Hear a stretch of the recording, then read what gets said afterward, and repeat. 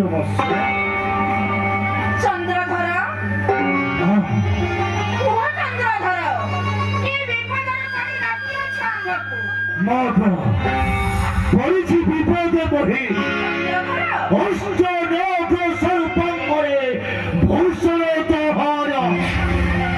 কে করে অজরত্বে বিপদ সম্পদ দেবীরে